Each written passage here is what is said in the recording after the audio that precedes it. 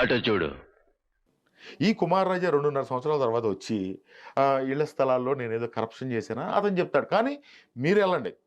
మీరెళ్ళి పామర్‌లో ఆ ఇళ్ల స్థలాలు ఎవరైతే ఇచ్చిన రైతులుంటారు గదా!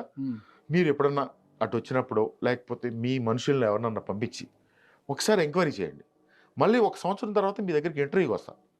మీరు గనక పలానా రైతు దగ్గర మీరు డబ్బులు తీసుకున్నారు అనిల్ గారు.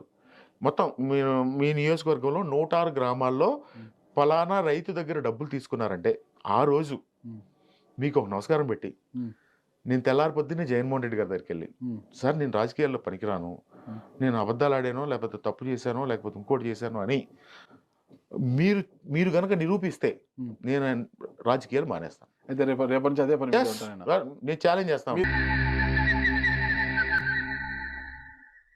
అటు చూడు.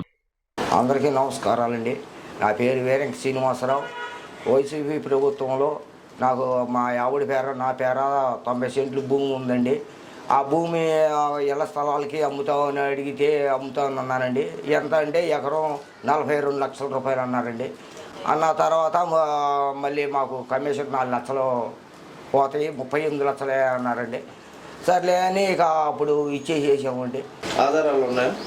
ఆధారాలు ఏంటంటే ఇప్పుడు 6 సంవత్సరాలండి బ్యాంకులో పడండి. ఆంధ్రా బ్యాంకులో పడితే వాళ్ళు బ్యాంక్ కాడికి వెళ్ళండి ఇద్దరమంటే డబ్బులు అయిన మేనేజర్ గారు ఇవ్వలేదండి. పాన్ కార్డు ఉండాలన్నారండి. ఆ తర్వాత వాళ్ళు మాట్లాడుకుని నాతో సంతకం పెట్టించుకుని ఆ డబ్బులు తీసుకున్నారండి.